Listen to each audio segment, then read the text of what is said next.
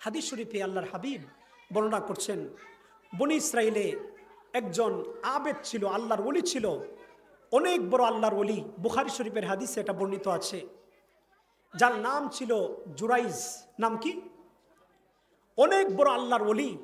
সেই আল্লাহর ওলি একদিন তিনি পাহাড়ের উপরে ওনার একটা গির্জা ছিল, একটা ইবাদতখানা ছিল। সেই ইবাদতখানায় দাঁড়িয়ে দাঁড়িয়ে সারা রাত নফল নামাজ পড়তেন। সুবহানাল্লাহ বলে। নফল নামাজ ছাড়া আল্লাহর ওলি হওয়া যায় না। জুরাইজ সেই গির্জায় দাঁড়িয়ে দাঁড়িয়ে নফল নামাজ একদিন আদায় করছিলেন। হঠাৎ করে তার মা ডাক দিল, ইয়া জুরাইজ আশরিবনি মা, হে জুরাইজ আমাকে পানি পান করাও, আমি পিপাসার্ত, আমাকে পানি দাও, পানি দাও। তার মা অসুস্থ ছিলেন। এবার জুরাইজ তো নামাজে দাঁড়িয়ে আছে। কোথায় দাঁড়িয়ে আছে? নফল নামাজ পড়ছে। জুরাইজ চিন্তা করছে, আমি কি মায়ের ডাকে সাড়া দিব নাকি নামাজ শেষ করব। এই চিন্তা করতে করতে সে সিদ্ধান্ত নিল যে নামাজটা শেষ করি, তারপর মায়ের ডাকে সাড়া দিব। গভীর মনোযোগ। আবার জুরাইজের মা ডাক দিল, ইয়া জুরাইজ আশরিবনি মা, ও জুরাইজ আমাকে পানি দাও, পানি দাও।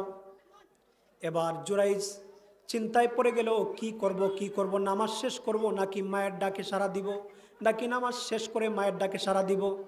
এবার সিদ্ধান্ত নিল নামাজটা শেষ করি, তারপর মায়ের ডাকে সাড়া দিব। গভীর মনোযোগ বাবা। তার মা আবার ডাক দিল, ইয়া জুরাইজ আশরিবনি মা, ও জুরাইজ আমাকে পানি দাও, পানি পান করাও, আমি পিপাসার্ত। তিনবার ডাকার পর জুরাইজ আবার সিদ্ধান্ত নিল, না নামাজটা শেষ করি, তারপর মায়ের ডাকে সাড়া দিব। এদিকে মা অসুস্থ। অসুস্থ মা রাগান্বিত হয়ে আল্লাহর দরবারে বদদুয়া করলেন।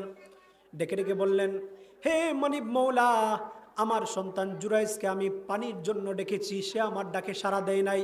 আল্লাহ গো, আমি আপনার দরবারে বদদুয়া করছি, এই জুরাইজকে বেশ্যা নারীর ফিতনায় না ফেলে তাকে মৃত্যু দিয়েন না। নাউজুবিল্লাহ বলেন।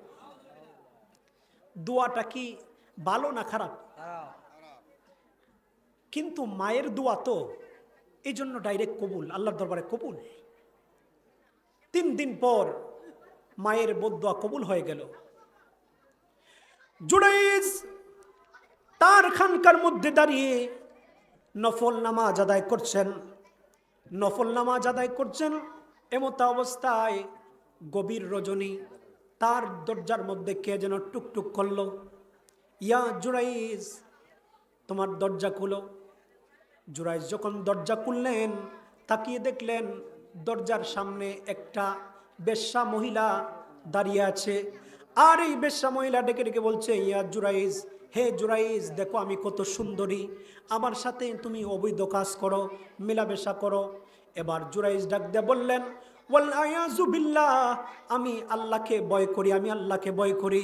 না না, আমি তোমার সাথে অন্যায় কাজ করতে পারবো না, ব্যভিচার করতে পারবো না, আমি আল্লাহকে ভয় করি। এই বলে জুরাইজ এই বেশ্যা মহিলাটাকে তাড়িয়ে দিলেন, দরজা বন্ধ করে দিলেন। গভীর মনোযোগ বাবা। এই বেশ্যা মহিলা জুরাইজের দরবার থেকে বিতাড়িত হয়ে সে পাহাড়ের নিচে গেল, গিয়ে দেখলো একটা রাখাল শুয়ে আছে। ওই বেশ্যা মহিলা ওই রাখালকে বলল, রাখাল দেখো আমি কত সুন্দরী, আসো আমার সাথে অবৈধ কাজ করো, কেউ শুনবে না, কেউ দেখবে না। গভীর রজনী। এই এই কি আপনার রাখাল কি করলো? এই বেশ্যা মহিলার সাথে অবৈধ কাজে লিপ্ত হয়ে গেল। কিছুদিনের মধ্যেই বেশ্যা মহিলার পেটের মধ্যে সন্তান চলে আসলো। এবার সন্তান যখন দিন যাচ্ছে, পেটের সন্তান বড় হচ্ছে, পেট বড় হচ্ছে, সবাই মিলে ধরল, ও মহিলা, তোমার তো বিয়ে হয় নাই, তোমার পেটে বাচ্চা কিভাবে আসলো? প্রশ্ন আছে না নাই? এবার এই মহিলাটা ডেকে ডেকে বলল, আমার এই সন্তানের বাবা হচ্ছে ওই জুরাইজ। বলেন নাউজুবিল্লাহ। কথা কি সত্য না মিথ্যা? সত্য না মিথ্যা? সবাই মিলে সবাই বলল, আরে জুরাইজ, আমরা জানি সে আল্লাহর ওলি, সে ইবাদত করে, কিন্তু এই জুরাইজ সে তো ভণ্ড, সেই মহিলার সাথে ব্যভিচার করেছে, না, তাকে এমনি ছাড়া যাবে না। সবাই মিলে তার গির্জা, তার খানকাকে ভেঙে দিল, জুরাইজকে মারতে শুরু করলো। জুরাইজ ডেকে ডেকে বলল, ও আমার কওমের লোকেরা তোমরা আমাকে মারছো কেন, কি কারণে মারছো, আমার দোষ কি? এবার সবাই মিলে বলছে তুমি তো একটা ভণ্ড, আমরা জানতাম তুমি আল্লাহর ওলি, কিন্তু তুমি তো ভণ্ড, তুমি ওই মহিলার সাথে ব্যভিচার করেছো, যার ফলে তার পেটে বাচ্চা এসেছে, তুমি তো ভণ্ড, তোমার খানকাও ভেঙে দিলাম, তোমাকে আমরা মৃত্যুদণ্ড দেব। জুরাইজ চোখের পানি ছেড়ে দিল আর ডেকে রেখে বলল, আল্লাহ আমাকে কি পরীক্ষার মধ্যে ফেলে দিলেন, আল্লাহ গো আমাকে কি পরীক্ষায় ফেলে দিলেন। এবার জুরাইজ বলল, ও আমার সম্প্রদায়ের লোকেরা, তোমরা আমাকে মৃত্যুদণ্ড দিবা, আমাকে ফাঁসি দিবা, কিন্তু এর আগে আমাকে 2 রাকাত নফল নামাজ পড়ার সময় দাও। সুবহানাল্লাহ বলেন। ইমানদাররা যখন বিপদে পড়ে যায়, ইমানদাররা যখন বিপদে পড়ে যায় তখন নামাজে দাঁড়িয়ে যায়। সুবহানাল্লাহ বলেন। যদি আপনার জন্য আজকের এই মাহফিল জীবনের শেষ মাহফিল হয়ে যায়, আপনি আফসোস করবেন, হায় রে হায়, আমি কেন মাহফিলে গেলাম না, কেন এই মাহফিলে গিয়ে জীবনের গুনার জন্য তওবা করলাম না। বাবাজিরা আমার, বন্ধুরা আমার, গভীর মনোযোগ, আমি এদিকে আলোচনা করব না, আমি পবিত্র কোরআনে কারীম থেকে একখানা আয়াতে কারিমা তিলাওয়াত করেছি, এই আয়াতে কারিমার আলোকে আলোচনা করার চেষ্টা করব। আল্লাহ পাক রব্বুল আলামিন যেন তৌফিক দান করেন, সবাই বলেন আল্লাহুম্মা আমিন। পবিত্র কোরআনে কারীমের সূরা বনী ইসরাঈলের 23 নম্বর আয়াতে আল্লাহ পাক রব্বুল আলামিন বলছেন, ওয়াকাদা রাব্বুকা আল্লা তা'বুদু ইল্লা ইয়াহু ওয়া বিল ওয়ালিদাইনি ইহসানা।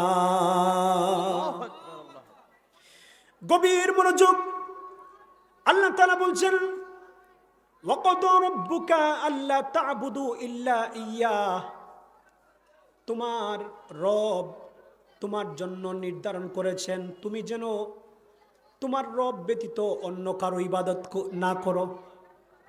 এবার গোকুলনগরের বাবারা বলেন তো, আমাদের রবকে, আমাদের রবকে? আল্লাহ আমার রব, নূর নবী আমার সব, ঠিক না ভাই? ঠিক। তাহলে আমার সাথে বলেন, আল্লাহ আমার রব, নূর নবী আমার সব, দমে দমে তনু মনে তারি অনুভব, দমে দমে তনু মনে তারি অনুভব, আল্লাহ আমার রব, নূর নবী আমার সব। তোমার দুনিয়াতে আমি যেদিকে তাকাই, অথই নিয়ামতে ডুবে আছে যে সবাই, ঠিক না বেঠিক? তোমার দুনিয়াতে আমি যেদিকে তাকাই, অতই নিয়ামতে ডুবে আছে যে সবাই, পাক পাকালির গানে শুনি তসবিহ কলরব, তসবিহ কলরব, আল্লাহ আমার রব, নূর নবী আমার সব, আল্লাহ আমার রব, নূর নবী আমার সব, ঠিক না বেঠিক?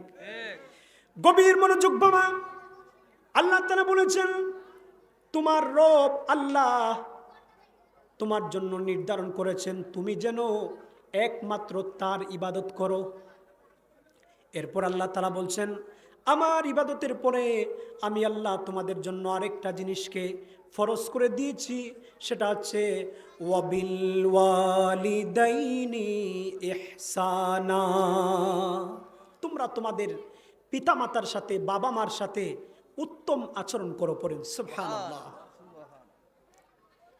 আল্লাহর ইবাদতের পরে আপনার কাজ হচ্ছে, আপনার উপর ফরজ হচ্ছে আপনার মা বাবার সাথে উত্তম ব্যবহার করা, সৎ ব্যবহার করা। এই মা বাবা, আমরা এখানে যারা আছি, মা বাবা ছাড়া কেউ আছে নাকি? হয়তো আপনার মা বাবা ইন্তেকাল করেছেন, কিন্তু মা বাবার গড়ে আমরা জন্ম নিয়েছি। এই মা, এই বাবা যাদের গড়ে আছে, আল্লাহর হাবিব বলেছেন এই মা আর বাবা জান্নাতের 2টা দরজার নাম। সুবহানাল্লাহ। যার ঘরে মা আছে, বাবা আছে, তার জন্য 2টা জান্নাত আছে। সুবহানাল্লাহ। আর যার ঘরে মা আছে বাবা নাই, অথবা বাবা আছে মা নাই, একজন আছে, আল্লাহর হাবিব বলেছেন তার গড়ে জান্নাতে একটা জান্নাত রয়েছে। সুবহানাল্লাহ বলে। গভীর মনোযোগ বাবা, আল্লাহর ইবাদতের পরে আপনাকে মা বাবার খিদমত করতে হবে, মা বাবার সাথে ভালো ব্যবহার করতে হবে, মা বাবার সাথে ইহসান করতে হবে। এবার মা বাবার সাথে আপনি কিভাবে ইহসান করবেন, সৎ ব্যবহার করবেন, আল্লাহ পাক রব্বুল আলামিন পরের আয়াতে আল্লাহ তাআলা জানিয়ে দিচ্ছেন ওয়াবিল ওয়ালিদাইনি ইহসানা, তাদের সাথে উত্তম আচরণ কিভাবে করবা। আল্লাহ তাআলা বলছেন ইম্মা ইয়াবলুগান্না ইনদাকাল কিবারা আহাদুহুমা আও কিলাহুমা ফালা তাকুল লাহুমা উফ ওয়ালা তানহারহুমা وَقُلْ لَهُمَا قَوْلًا كَرِيمًا।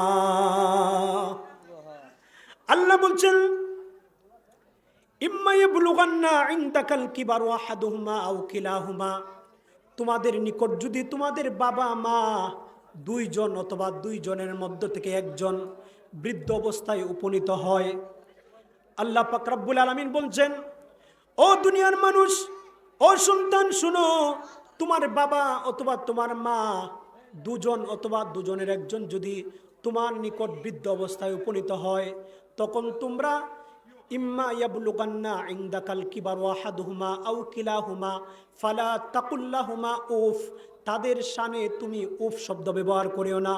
অর্থাৎ তুমি তোমার বৃদ্ধ মা বাবার সাথে এমন আচরণ করিও না যেই আচরণে অসন্তুষ্ট হয়ে তোমার মা তোমার বাবা কষ্টে উফ শব্দ উচ্চারণ করে পড়েন সুবহানাল্লাহ। বাবা মার সাথে এমন আচরণ করা যাবে না যেই আচরণে আপনার মা আপনার বাবা কষ্ট পেয়ে বলে উফ। মা বাবা যদি আপনার আচরণে কষ্ট পেয়ে উফ শব্দ উচ্চারণ করে, আপনার নামাজ, আপনার রোজা, আপনার হজ, আপনার যাকাত, আপনার দান, সদকা, সকল নেক আমল সবকিছু বরবাদ হয়ে যাবে। নাউজুবিল্লাহ বলেন। বাবাজিরা আমার, বন্ধুরা আমার, আজকে এই মা বাবার কদর নাই, ঠিক না বেঠিক? এই মা এই বাবা কেমন সম্পদ। হাদিস শরীফে আল্লাহর হাবিব বলেছেন কোন নেককার সন্তান যখন তার মা বাবার চেহারার দিকে দয়ার নজরে মায়ার নজরে তাকায়, আল্লাহর হাবিব বলেন একবার তাকালে একটা কবুল হজের সোয়াব আমার আল্লাহ তার আমল নামায় দিয়ে দিবেন। সুবহানাল্লাহ। গভীর মনোযোগ বাবা, এই হাদিসটা শুনে আল্লাহ নবীর একজন সাহাবী দাঁড়িয়ে গেলেন, ডেকে ডেকে বললেন ইয়া রাসূলুল্লাহ, ইয়া হাবিবাল্লাহ, দয়ান নবী মায়ান নবী, আমি জানতে চাই যদি কোনো সন্তান তার বাবা মার দিকে দৈনিক 100 বার মায়ার নজর দিয়ে তাকায় তাহলে কি হবে? আল্লাহর হাবিব বলেছেন যদি কোনো নেককার সন্তান তার বাবা মার দিকে 100 বার দৈনিক দয়ার নজর দিয়ে তাকায়, আল্লাহ পাক রব্বুল আলামিন তাকে 100টা কবুল হজের সওয়াব দান করবে। আল্লাহু আকবার বলেন। বাবাজিরা আমার, বন্ধুরা আমার, 100 বার তাকালে 100টা কবুল হজের সওয়াব আপনার আমল নামায় আমার আল্লাহ দিয়ে দিবেন। সুবহানাল্লাহ বলেন। তাহলে হজ করতে আপনার এখন যদি কেউ হজ করে 5 লক্ষ 6 লক্ষ 7 লক্ষ টাকা খরচ হয়, সময় ব্যয় হয়, কষ্ট হয়, কিন্তু আপনি আপনার গড়ে যে মা যেই বাবা আছে এই মা বাবার চেহারার দিকে দয়ার নজরে তাকান, কবুল হজের সওয়াব। সুবহানাল্লাহ বলেন। হজ আপনি করেছেন, 7 লক্ষ টাকা খরচ করে হজ করেছেন, কিন্তু এই হজ কবুল হতে পারে নাও হতে পারে, ঠিক না ঠিক? সুদের টাকা, ঘুষের টাকা, মানুষকে ঠকানোর টাকা, অপরের সম্পদ আত্মসাৎ করে এই টাকা দিয়ে হজ করলে কি হজ হবে? হবে না। কিন্তু আপনার গড়ে যেই মূল্যবান 2টা সম্পদ মা আর বাবা আছে তাদের দিকে দয়ার নজরে তাকালে কবুল হজের সওয়াব সেটা মিস হবে না। আল্লাহু আকবার বলেন। গভীর মনোযোগ বাবা। এই জন্য আমি বলবো, মা বাবা যদি আপনার ঘরে থাকে, মা বাবার মূল্যায়ন দিতে শিখেন। আজকে তো বাবারে অনেক লোক যায়, হুজুর দোয়া করবেন, আমার ছেলেটা আমার সাথে কথা বলে না, আমার ছেলেটা আমাকে দেখতে পারে না, এরকম লোক আছে না নাই? ও যুবক শুনো রে, তুমি আজকে যেই মা বাবাকে ভুলে গিয়েছ। আমাদের সমাজে আজকে যুবক ছেলেকে বিয়ে করানোর আগে যুবক মা বাবার অতিভক্ত, বিয়ে করানোর পর মা বাবাকে দেখতে পারে না, আছে না নাই? আজকের যুবকরা যখন স্ত্রী পেয়ে যায় মা বাবাকে ভুলে যায়। কিন্তু মনে রাখবা যুবক, মনে রাখবা, স্ত্রী তোমার সাথী ততক্ষণ পর্যন্ত আপনার গায়ে যখন কোট আছে, আপনার পায়ে যখন বুট আছে, পকেটে লম্বা লম্বা নোট আছে, তখন আপনার স্ত্রী আপনার সঙ্গী। আপনার বন্ধু বান্ধবের অভাব নাই, আত্মীয় স্বজনের অভাব নাই। আপনার পকেটে নোট নাই, গায়ে স্যুট নাই, পায়ে বুট নাই, আপনার বন্ধু নাই, আপনার স্ত্রী নাই, আপনার সন্তান নাই, আপনার আত্মীয় স্বজন নাই। কিন্তু তোমার মা, তোমার বাবা এমনই আপন, যখন তোমার গায়ে কোনো পোশাক ছিল না, যখন তোমার পরনে কোনো পোশাক ছিল না, যখন তুমি নিজে নিজে পেশাব করতে পারতে না, বিছনায় পেশাব করতে, পায়খানা করতে, তখন তোমার মা তোমার আপন ছিল। এখনো তোমার মা তোমার জন্য গোপনে গোপনে কাঁদে, পড়েন আল্লাহু আকবার। এই মা এই বাবাকে কষ্ট দিলে আল্লাহর আরশ কেঁপে ওঠে। আল্লাহু আকবার বলেন। গভীর মনোযোগ বাবা, আপনার মা আপনার বাবা আপনার জন্য এমন মূল্যবান সম্পদ। হাদিস শরীফের মধ্যে আছে, মা বাবা যদি কারো জন্য, কোনো সন্তানের জন্য দোয়া করে, বন্দুকের গুলি মিস হবে, কিন্তু মা বাবার দোয়া কবুল হতে মিস হবে না। শুধু কি দোয়া, শুধু দোয়া নয়, বদদুয়া যদি করে তারপরেও এই বদদুয়া আল্লাহর দরবারে কবুল। এবার দোয়া করলে কবুল হয়, এটার কি কোনো দৃষ্টান্ত আছে? আছে। আল্লাহ নবী হজরতে মুসা কালিমুল্লাহ একবার আমার আল্লাহকে প্রশ্ন করলেন, আল্লাহ আমি জানতে চাই আমার সাথে আমার জান্নাতের সঙ্গী কে হবে। সুবহানাল্লাহ বলেন। মুসা কালিমুল্লাহ জলিল কদর পয়গম্বর, এই জলিল কদর পয়গম্বর ডেকে রেখে বললেন, আল্লাহ আমার জান্নাতের সঙ্গী কে হবে, আমি তাকে দেখতে চাই। সুবহানাল্লাহ বলেন। গভীর মনোযোগ। আল্লাহ পাক রব্বুল আলামিন জানিয়ে দিলেন, মুসা রে, তোমার জান্নাতের সঙ্গী হবে একটা কসাই, একটা কসাই গোশত বিক্রি করে। মুসা কালিমুল্লাহ বলছেন, আল্লাহ আমি এত বড় পয়গাম্বর, জামানার সর্বশ্রেষ্ঠ পয়গাম্বর, আর আমার জান্নাতের সাথী হবে একজন কসাই। আল্লাহ আমি তাকে দেখতে চাই, তার ঠিকানা বলেন, তার পরিচয় বলেন। আল্লাহ তারা জানিয়ে দিলেন, অমুক বাজারে সেই কসাই গোশত বিক্রি করে, যাও তাকে দেখে আসো। গভীর মনোযোগ। মুসা কালিমুল্লাহ চলে গেলেন, ওই বাজারে চলে গেলেন, গিয়ে দেখেন একটা লোক জীর্ণ শীর্ণ, সাধারণ একটা মানুষ গোশত বিক্রি করছে। আল্লাহ নবী মুসা কালিমুল্লাহ দূর থেকে ওই লোকটাকে পর্যবেক্ষণ করছেন, এই লোকটা কি করছে। আল্লাহ নবী মুসা কালিমুল্লাহ তাকাই দেখলেন, ওই লোকটা বাজারের মধ্যে গোশত বিক্রি করছে, আর গোশত বিক্রি করার সময় ভালো ভালো গোশতের টুকরাগুলো একটা ব্যাগের মধ্যে ঢুকাচ্ছে। গোশত বিক্রি করা যখন শেষ হচ্ছে, এবার এই কসাই কি করলো, ভালো গোশতের ব্যাগটা নিয়ে সে বাড়ির দিকে রওনা হয়ে যাচ্ছে। তার জবানের মধ্যে আল্লাহর জিকির। মুসা কালিমুল্লাহ কি করলেন, এই লোকের পিছন পিছন চলতে লাগলেন। গভীর মনোযোগ। ওই কসাই যখন বাড়িতে চলে গেল, বাড়ির দরজা বন্ধ করে দিল। মুসা কালিমুল্লাহ বাড়ির দরজায় নক করলেন, আসসালামু আলাইকুম ইয়া আহলাল বাইত, এই ঘরের ভিতরে কে আছেন, আপনার জন্য সালাম। এবার ঘরের ভিতর থেকে কসাই জবাব দিল, ওয়ালাইকুম আসসালাম, মান আনতা, কে আপনি, কি আপনার পরিচয়, কি জন্য আমাকে ডাকছেন। মুসা কালিমুল্লাহ বলছেন, আমি হচ্ছি একজন মুসাফির, আমি আপনার বাড়ির মেহমান হতে চাই। এবার ওই কসাই ডেকে ডেকে বলল, আহলান সাহলান, আপনাকে স্বাগতম, আপনি এখানে বসুন। মুসা কালিমুল্লাহকে বসিয়ে ওই কসাই বলল, ভাই আপনি একটু বসুন, আমার কিছু হাতের কাজ আছে, আমি সেগুলো সেরে আসি। গভীর মনোযোগ বাবা, ওই কসাই চলে গেল, তার মায়ের রুমে চলে গেল, তার বৃদ্ধা মাকে সে তুলল, বিছনা থেকে তুলে সুন্দর করে গোসল করালো, সুন্দর করে শরীরটা মুছে দিল, কাপড় পরালো, নিজের হাতে গোশতগুলো সে রান্না করে এই মুসা কালিমুল্লাহ বসা আছেন, এই কসাই কি করল, গোশতগুলো রান্না করে তার মার জন্য রুটি বানালো, রুটি বানিয়ে তার মাকে কুলের মধ্যে বসিয়ে এই কসাই তার মাকে রুটি খাওয়াচ্ছে। সুবহানাল্লাহ বলেন।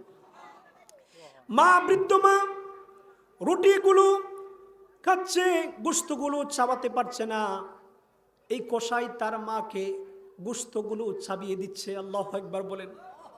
এই যুবকের মা, এই কসাইয়ের মা চোখ থেকে পানিগুলো ছাড়ছে, আর ডেকে ডেকে বলছে, ও মনিব মৌলা, ও মনিব মৌলা, আমার সন্তান আমাকে এত মহব্বত করে, এত ভালোবাসে, আমার সন্তানের উপর আমি খুশি হয়ে গেলাম।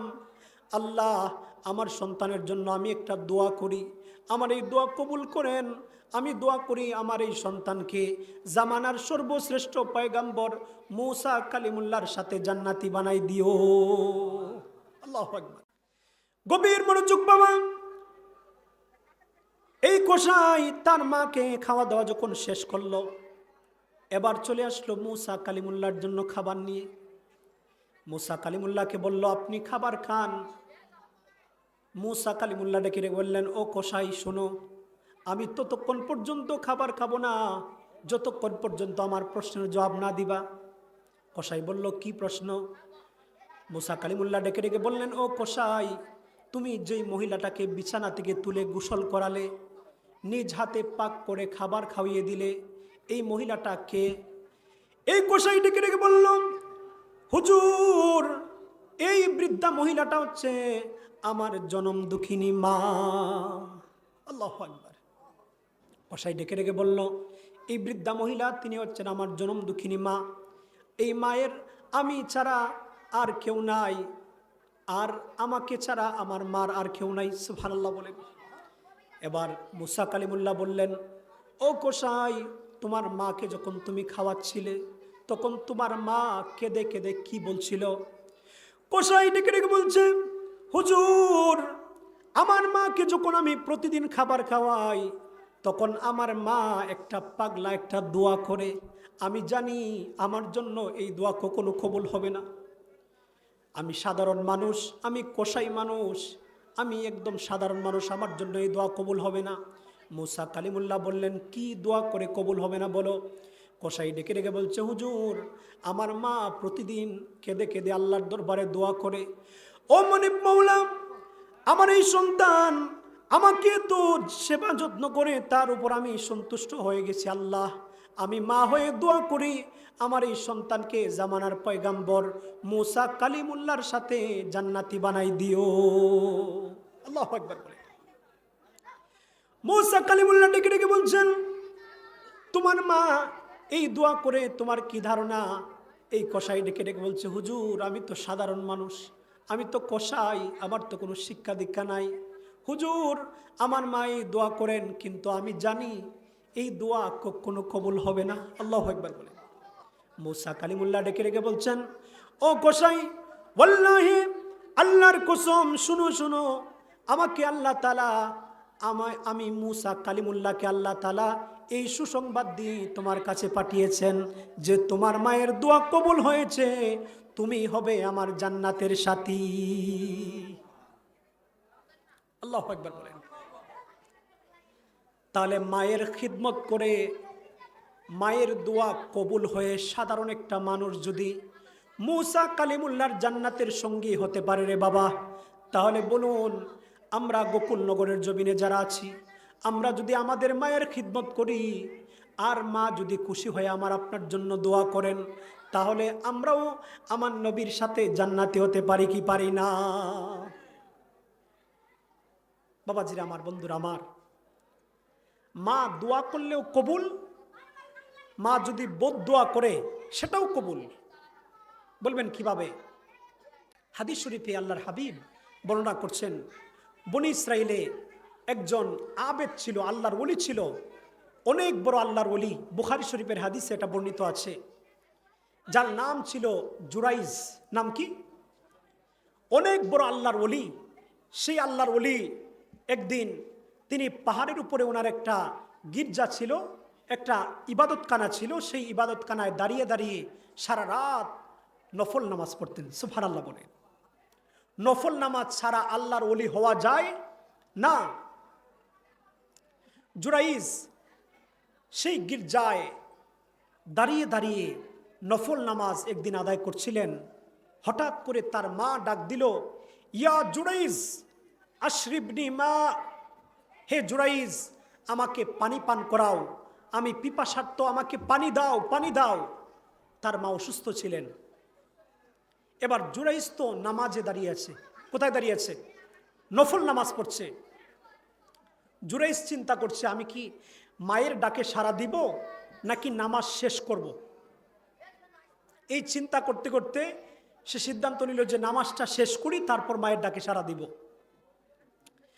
গভীর মনোযোগ। আবার জুরাইজের মা ডাক দিল, ইয়া জুরাইজ আশরিবনি মা, ও জুরাইজ আমাকে পানি দাও, পানি দাও। এবার জুরাইজ চিন্তায় পড়ে গেল, কি করব কি করব, নামাজ শেষ করব নাকি মায়ের ডাকে সাড়া দিব, নাকি নামাজ শেষ করে মায়ের ডাকে সাড়া দিব। এবার সিদ্ধান্ত নিল নামাজটা শেষ করি, তারপর মায়ের ডাকে সাড়া দিব। গভীর মনোযোগ বাবা। তার মা আবার ডাক দিল, ইয়া জুরাইজ আশরিবনি মা, ও জুরাইজ আমাকে পানি দাও, পানি পান করাও, আমি পিপাসার্ত। 3 বার ডাকার পর জুরাইজ আবার সিদ্ধান্ত নিল, না নামাজটা শেষ করি, তারপর মায়ের ডাকে সাড়া দিব। এদিকে মা অসুস্থ।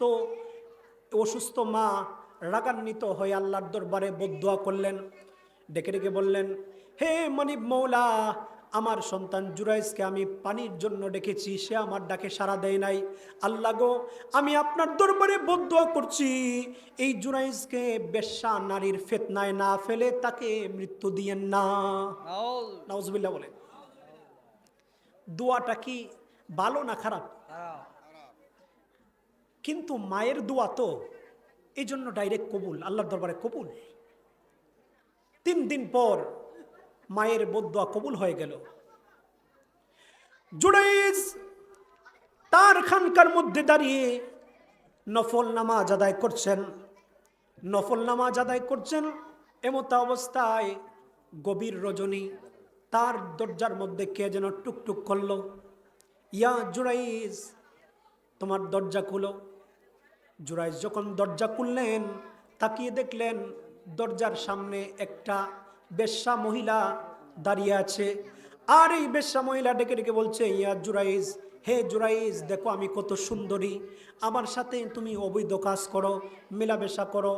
এবার জুরাইজ ডাক দিয়ে বললেন, ওয়াল আয়াযু বিল্লাহ, আমি আল্লাহকে ভয় করি, আমি আল্লাহকে ভয় করি। না না, আমি তোমার সাথে অন্যায় কাজ করতে পারবো না, ব্যভিচার করতে পারবো না, আমি আল্লাহকে ভয় করি। এই বলে জুরাইজ এই বেশ্যা মহিলাটাকে তাড়িয়ে দিলেন, দরজা বন্ধ করে দিলেন। গভীর মনোযোগ বাবা। এই বেশ্যা মহিলা জুরাইজের দরবার থেকে বিতাড়িত হয়ে সে পাহাড়ের নিচে গেল, গিয়ে দেখলো একটা রাখাল শুয়ে আছে। ওই বেশ্যা মহিলা ওই রাখালকে বলল, রাখাল দেখো আমি কত সুন্দরী, আসো আমার সাথে অবৈধ কাজ করো, কেউ শুনবে না, কেউ দেখবে না। গভীর রজনী। এই এই কি আপনার রাখাল কি করলো? এই বেশ্যা মহিলার সাথে অবৈধ কাজে লিপ্ত হয়ে গেল। কিছুদিনের মধ্যেই বেশ্যা মহিলার পেটের মধ্যে সন্তান চলে আসলো। এবার সন্তান যখন দিন যাচ্ছে, পেটের সন্তান বড় হচ্ছে, পেট বড় হচ্ছে, সবাই মিলে ধরল, ও মহিলা, তোমার তো বিয়ে হয় নাই, তোমার পেটে বাচ্চা কিভাবে আসলো? প্রশ্ন আছে না নাই? এবার এই মহিলাটা ডেকে ডেকে বলল, আমার এই সন্তানের বাবা হচ্ছে ওই জুরাইজ। বলেন নাউজুবিল্লাহ। কথা কি সত্য না মিথ্যা? সত্য না মিথ্যা? সবাই মিলে সবাই বলল, আরে জুরাইজ, আমরা জানি সে আল্লাহর ওলি, সে ইবাদত করে, কিন্তু এই জুরাইজ সে তো ভণ্ড, সেই মহিলার সাথে ব্যভিচার করেছে, না, তাকে এমনি ছাড়া যাবে না। সবাই মিলে তার গির্জা, তার খানকাকে ভেঙে দিল, জুরাইজকে মারতে শুরু করলো। জুরাইজ ডেকে ডেকে বলল, ও আমার কওমের লোকেরা, তোমরা আমাকে মারছো কেন? কি কারণে মারছো, আমার দোষ কি? এবার সবাই মিলে বলছে, তুমি তো একটা ভণ্ড, আমরা জানতাম তুমি আল্লাহর ওলি, কিন্তু তুমি তো ভণ্ড, তুমি ওই মহিলার সাথে ব্যভিচার করেছো, যার ফলে তার পেটে বাচ্চা এসেছে, তুমি তো ভণ্ড, তোমার খানকাও ভেঙে দিলাম, তোমাকে আমরা মৃত্যুদণ্ড দেব। জুরাইজ চোখের পানি ঝেড়ে দিল আর ডেকে রেখে বলল, আল্লাহ আমাকে কি পরীক্ষার মধ্যে ফেলে দিলেন, আল্লাহ গো আমাকে কি পরীক্ষায় ফেলে দিলেন। এবার জুরাইজ বলল, ও আমার সম্প্রদায়ের লোকেরা, তোমরা আমাকে মৃত্যুদণ্ড দিবা, আমাকে ফাঁসি দিবা, কিন্তু এর আগে আমাকে 2 রাকাত নফল নামাজ পড়ার সময় দাও। সুবহানাল্লাহ বলেন। ইমানদাররা যখন বিপদে পড়ে যায়, ইমানদাররা যখন বিপদে পড়ে যায় তখন নামাজে দাঁড়িয়ে যায়। সুবহানাল্লাহ বলেন। বাবাজিরা আমার, বন্ধুরা আমার, গভীর মনোযোগ। এই জন্য হাদিস শরীফে আসছে, হযরত আলী রাদিয়াল্লাহু তাআলা আনহু বলেছেন, আমার যখন মনে চায় আল্লাহর সাথে কথা বলি, তখন আমি নামাজের মধ্যে দাঁড়িয়ে যাই। সুবহানাল্লাহ বলেন। বাবারে, এই দুনিয়ায় আল্লাহ ছাড়া আমাদের আপন, আমাদের সাহায্যকারী আর কেউ আছে? কেউ নাই। আপনার বিপদে, আপনার আপদে, আপনার অভাবে, আপনার রোগে সুখে আপনি একজনকে প্রকৃত সাহায্যকারী পাবেন, তিনি কে? আল্লাহ। জুরাইজ নামাজ দাঁড়িয়ে গেলেন, 2 রাকাত নামাজ আদায় করলেন। নামাজ শেষে আল্লাহর দরবারে হাত তুলেন, আল্লাহ আমি তো এই অপরাধ করি নাই, আমি তো এই অপরাধ করি নাই, আমাকে আপনি বাঁচান, আপনি ছাড়া আমার আর কোনো সাহায্যকারী নাই। আল্লাহু আকবার বলেন। গভীর মনোযোগ বাবা। এবার জুরাইজ সকল লোকের সামনে এই মহিলাকে ডাক দিলেন, এই মহিলা এদিকে আসো, বলো তো তোমার পেটের বাচ্চার বাবাকে? এই মহিলা ডাক দিয়া বলল, আমার পেটের বাচ্চার বাবা হচ্ছেন আপনি। বলেন না নাউজুবিল্লাহ। সত্য বলল না মিথ্যা বলল? গভীর মনোযোগ বাবা। এবার জুরাইজ তো ভয় পেয়ে গেলেন। জুরাইজ এবার বললেন, তুমি আমার কাছে আসো। জুরাইজ বললেন, ওই মহিলার পেটের দিকে ইশারা করলেন, করে বললেন, ও পেটের বাচ্চা, তুমি বলে দাও তোমার বাবাকে। আল্লাহু আকবার বলেন। সবাই অবাক হয়ে গেল, পেটের ভিতরে 3 মাসের বাচ্চা, তার তো চোখ মুখে হয় নাই, সে কিভাবে বলবে? সবাই হাসতে শুরু করলো। জুরাইজ মনে মনে আমার আল্লাহকে ডাক দিল, আল্লাহ যদি আপনি সত্য হয়ে থাকেন, যদি আপনি এক আল্লাহ হয়ে থাকেন, সর্বশক্তিমান হয়ে থাকেন, আমি যদি আপনার বান্দা হয়ে থাকি, আমি যদি আপনার গোলাম হয়ে থাকি, তাহলে আজকে আমাকে লজ্জিত কইরেন না, ওই সন্তানের মুখ দিয়ে এটাকে প্রমাণ করে দেন যে আমি এই সন্তানের বাবা না। এবার জুরাইজ এই পেটের সন্তানকে লক্ষ্য করে বললেন, ও সন্তান, তুমি বলে দাও তোমার বাবাকে। বলেন তো আল্লাহ তাআলা 3 মাসের বাচ্চা, পেটের ভিতরের বাচ্চার মুখ থেকে কথা ফুটাতে পারেন কি পারেন না? বাবাজি আমার, বন্ধুরা আমার, এবার পেটের ভিতর থেকে ছোট্ট বাচ্চা আওয়াজ দিল, এই জুরাইজ আমার বাবা না, আমার বাবা হচ্ছে ওই যে লুকিয়ে আছে রাখাল, ওই কালো হাবশি রাখাল হচ্ছে আমার বাবা। নারে তাকবীর, আল্লাহু আকবার, নারে রিসালাত, ইয়া রাসূলুল্লাহ, আহলে সুন্নাত ওয়াল জামাত জিন্দাবাদ, হযরত মাওলানা আইয়ুব রহমান সাহেব জিন্দাবাদ, নারে তাকবীর, আল্লাহু আকবার। বাবাজিরা আমার, বন্ধুরা আমার, তাহলে এবার সবাই বলল, সর্বনাশ, আমরা তার খানকা ভেঙে দিলাম, তাকে মারলাম, কিন্তু সে তো আল্লাহর ওলি। সবাই কদমে লুটায় বলল, হুজুর আমরা তো ভুল করেছি, আমরা তো বেয়াদবি করেছি, আমাদেরকে মাফ করেন, আমরা আপনার খানকাকে স্বর্ণ দিয়ে বানিয়ে দিব। জুরাইজ বললেন, না, স্বর্ণ দিয়ে বানাতে হবে না, আমার খানকাকে তোমরা মাটি দিয়ে বানিয়ে দাও। সুবহানাল্লাহ বলেন। বাবাজিরা আমার, বন্ধুরা আমার, যেটা বুঝাতে চাইলাম, এত বড় আল্লাহর ওলি হওয়ার পরেও, এত বড় আবেদ হওয়ার পরেও জুরাইজ মায়ের বদদোয়া থেকে বাঁচতে পারে নাই। আজকে যেই যুবকরা তোমরা মার সাথে বিয়াদবি করো, বাবার সাথে বিয়াদবি করো, মাকে আজকে বৃদ্ধাশ্রমে পাঠিয়ে দাও। এই যুবকরা একটু চিন্তা করো, তোমার ঘরে যেই মা, এই মা যদি একবার বদদুয়া দেয়, এই মা যদি তোমার আচরণে নারাজ হয়ে যায়, আল্লাহর দরবারে যদি বদদুয়া পেশ করে, তুমি কি বাঁচতে পারবা? বাঁচতে পারবা না। যুবক, এই জন্য তোমার মাকে তুমি সম্মান করো, তোমার মাকে তুমি ভালোবাসো।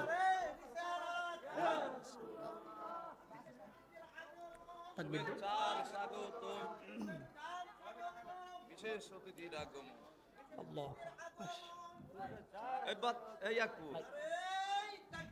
আল্লাহু আকবার।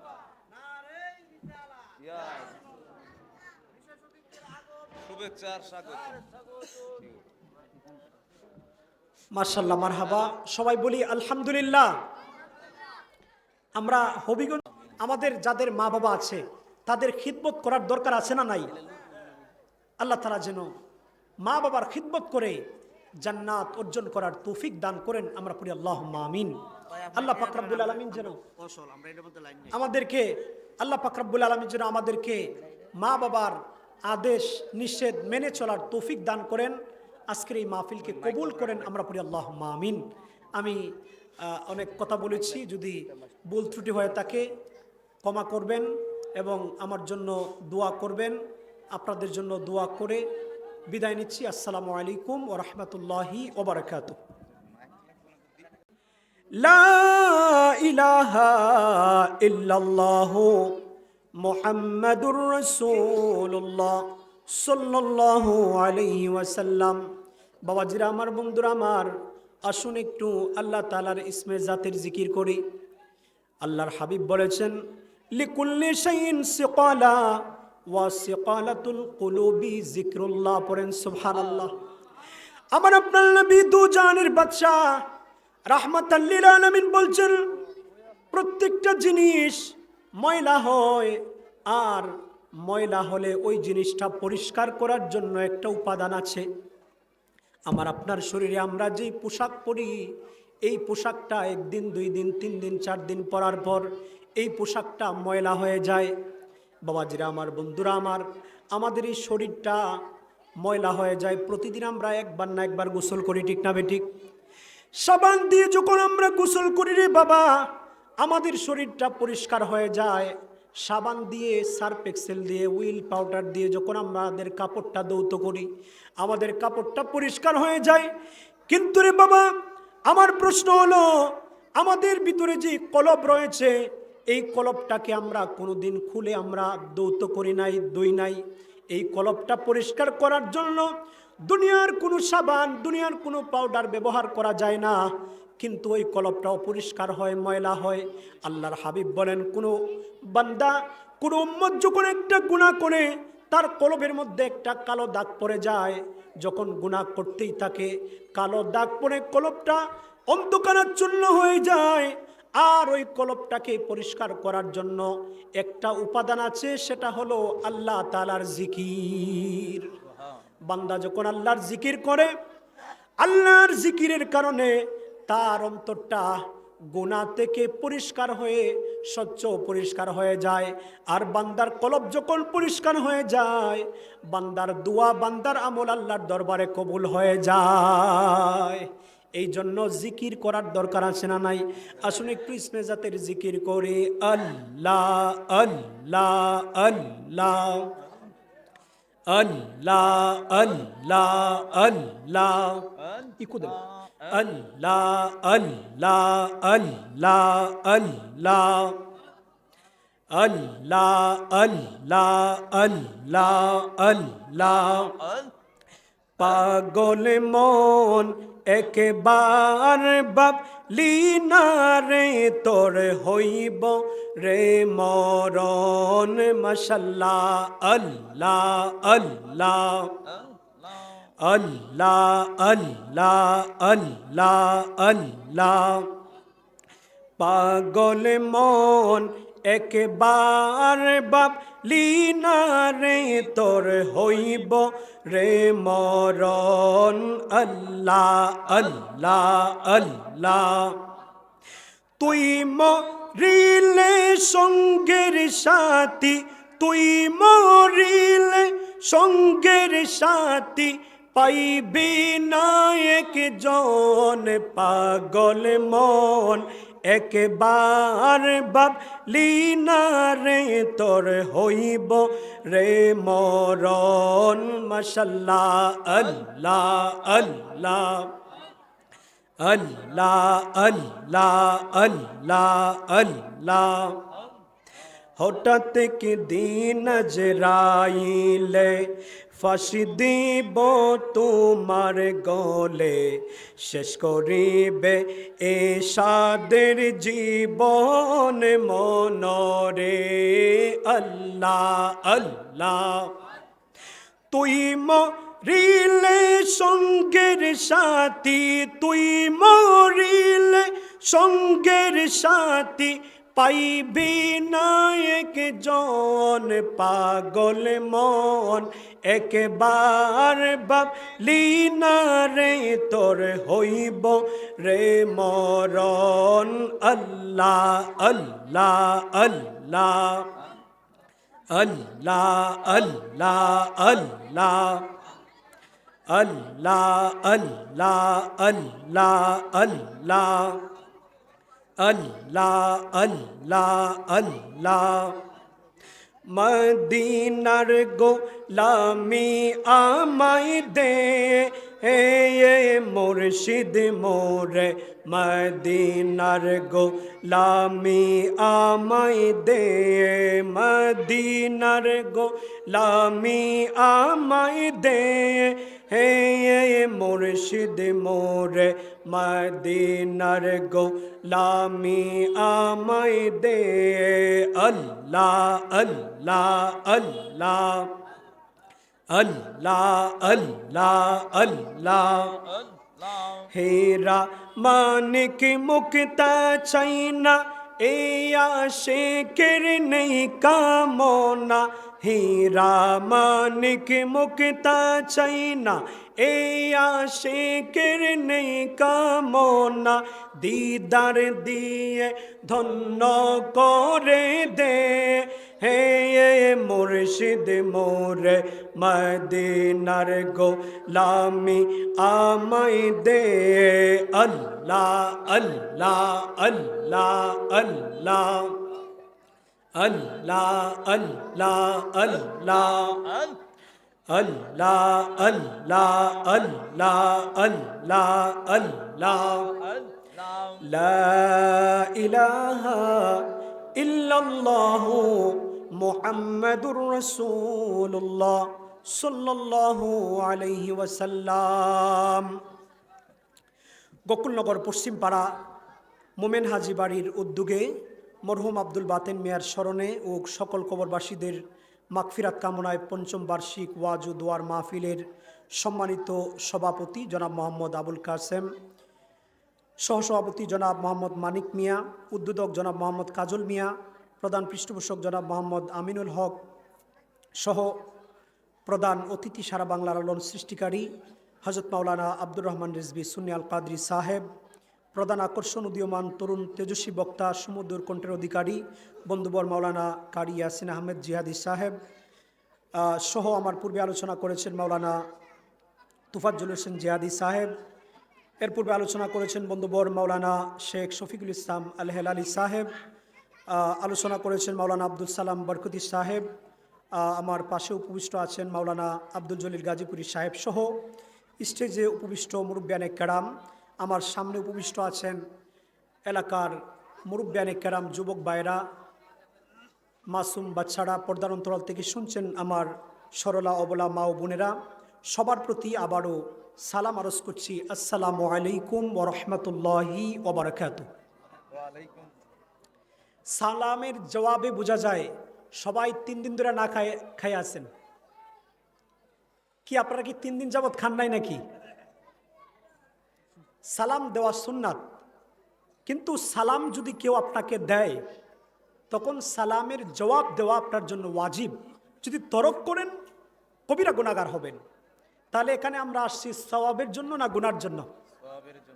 তাহলে আমি আবারও সালাম দিচ্ছি এবার দেখব সালামের জবাব আপনারা কিভাবে দেন। আসসালামু আলাইকুম ওয়া রাহমাতুল্লাহি ওয়া বারাকাতুহু। আপনারা সবাই কেমন আছেন? কেমন আছেন সবাই? আলহামদুলিল্লাহ, আল্লাহ তাআলার অশেষ মেহেরবানিতে আমিও ভালো আছি। আজকের এই মাহফিল হওয়াতে আমরা খুশি না বেজার? এই সুন্দর জান্নাতের বাগান আমার পূর্বে মাওলানা শফিকুল ইসলাম সাহেব বয়ান করেছেন। এটা দুনিয়ার সাধারণ কোনো মজলিস নয়, এটা হচ্ছে জান্নাতের বাগান। সুবহানাল্লাহ বলেন। এই জান্নাতের বাগানে তারাই আসবে যাদেরকে আমার আল্লাহ পছন্দ করেন, আমার নবী যাদেরকে পছন্দ করেন, তারাই এই জান্নাতের বাগানে আসতে পারবে। পড়েন সুবহানাল্লাহ। অনেক লোক রাস্তায় দাঁড়িয়ে আছে, বলে যে আরে মাইকের সাউন্ড তো ভালোই, আর হুজুর তো আদুর বাড়ি মুড়ে রই, হুজুরের বয়ান তো অনেক শুনি। বাবাজিরা আমার, বন্ধুরা আমার, আজকে এই মাহফিলটা হচ্ছে, আজকে এতগুলো মানুষ এখানে বসা আছেন, আমরা এসেছি, কিন্তু আগামীকাল যদি কাউকে বলা হয় যে আগামীকাল এখানে আইসেন, তো কেউ আসবে? এতগুলো লোক আসবে? কেউ আসবে না।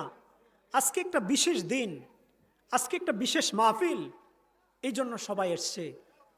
হতে পারে আজকের এই মাহফিল আপনার জীবনের শেষ মাহফিল, ঠিক না বেঠিক?